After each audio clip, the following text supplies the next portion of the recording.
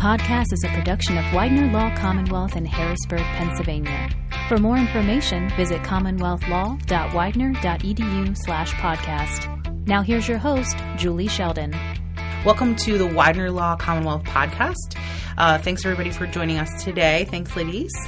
I have with me Professor Amanda Schultes.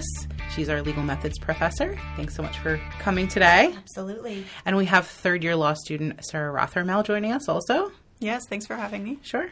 Today we're going to talk about the High Impact Practices Fair that was actually held on main campus at Widener University that both of you participated in.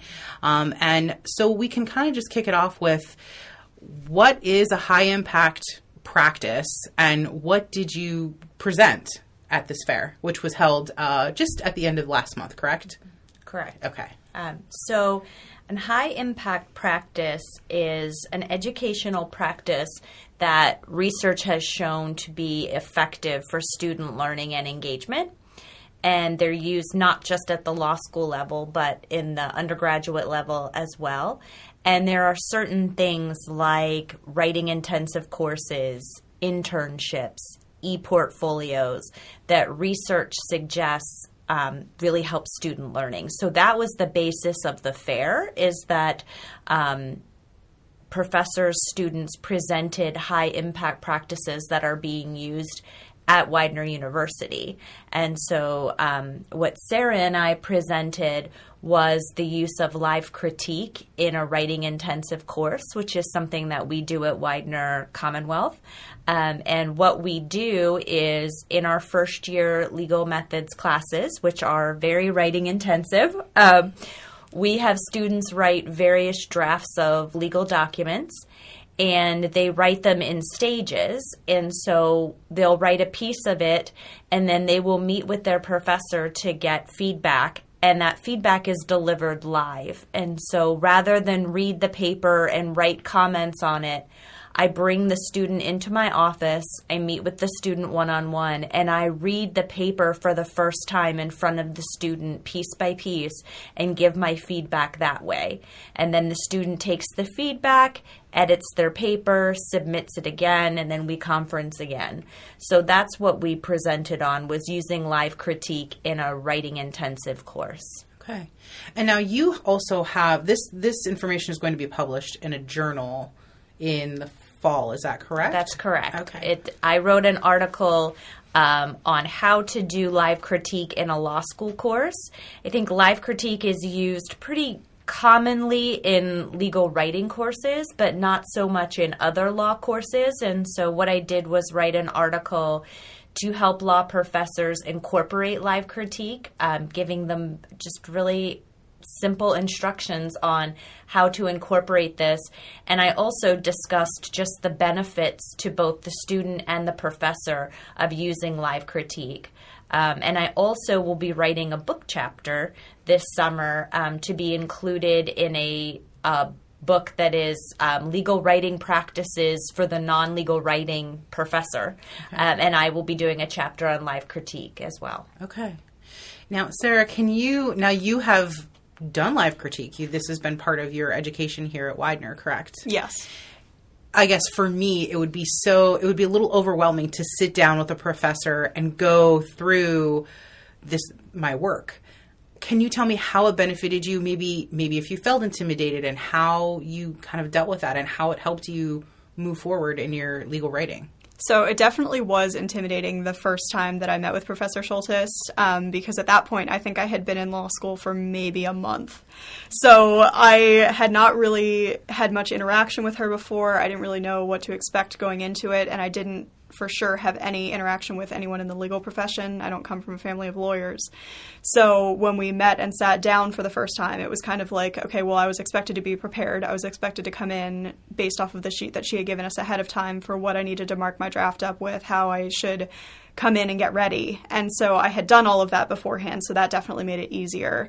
And as she read through everything, a lot of times light bulbs would go off in my head for like things that I knew she wanted to see that weren't there.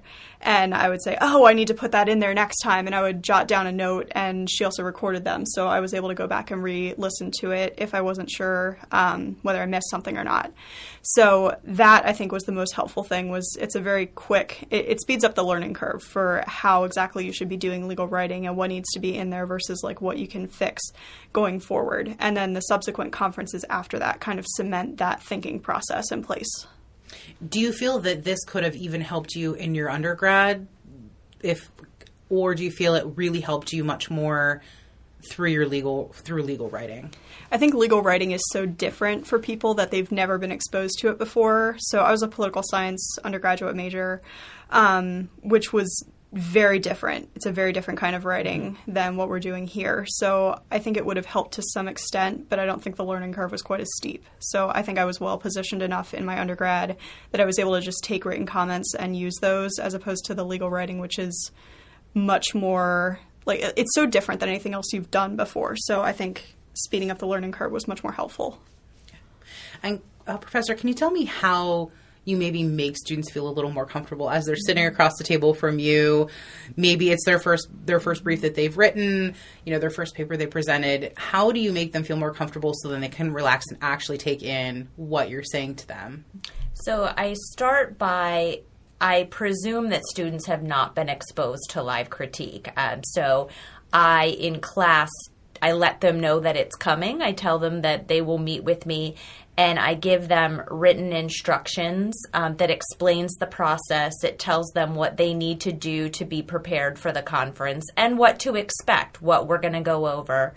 And I typically have a checklist that I go through in the conference to keep me on track, and I give them that checklist ahead of time so they know what we're going to talk about when I read their paper. I also will typically give them some quotes that I have from former students about the process. And traditionally, students are very nervous when they come in, but then they are so happy at the end because they feel like it was such a helpful experience. So I will give them sort of these quotes that students talk about how helpful the live critique was. And then sometimes I will bring in students like Sarah. I will bring in former students and let them talk to the students about live critique, and I will let the students ask them questions about it. And then when they actually come into my office, I sit beside them. I don't sit across the desk from them so that we are in a position to have a conversation and it doesn't feel as intimidating. And I also will let them record it so that they don't feel like they have to listen to everything and write everything down. They can really have a conversation. And I typically will start the conference with a little bit of small talk just to put them at ease. And I will usually ask them, too, if they have any questions before we start, so that if there's something that is really bothering them, we can address that first so that they can focus on the critique when I start. Okay. How long have you been using this technique in your classes? I've been doing it about 8 years. Okay. Sarah, can you tell me about the benefits of, you've said that it's improved your writing. How has it helped you in your other areas of not just legal writing, but I guess in legal writing, but also in your other classes? So it kind of teaches you how to write in a legal sense. So I think that was the biggest help for me. The first piece of legal writing that we did was a judicial opinion.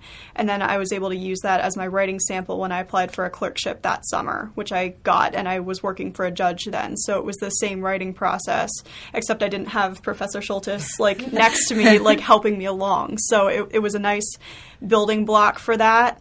And then in my other classes as well, it kind of helps you write law school exams too, because you understand what the professor expects, what they want to see, what kind of analysis they want to see you walk through. So it's extremely helpful in that regard as well. Can we talk a little bit about the fair? Kind of set the scene for me. What was that like, and what did you present at the fair? Okay, so we presented a poster that was already set up when we walked in there. It was like this big open forum, and all the posters were set up around the outside of the hall, and people could kind of walk around and talk to people as they wanted to, and you could kind of come up and explain what your research or project was. There were a lot of sciencey things there, so ours was kind of the only one that dealt with legal writing, so that was a bit different. What do you think was the response from folks who kind of went around the fair to your presentation? Had they heard about live critique? Was this something that, they had thought, oh, well, maybe I can tweak this and use it somehow in my teaching?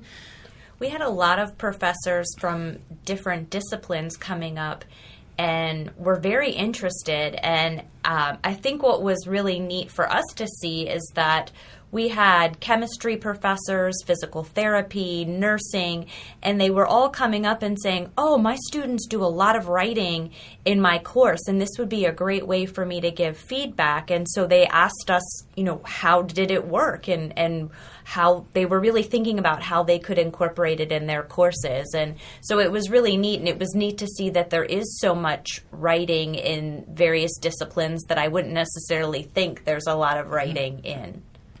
And I would think that along with being able to sit down and go over a student's work, it encourages that relationship with the professor.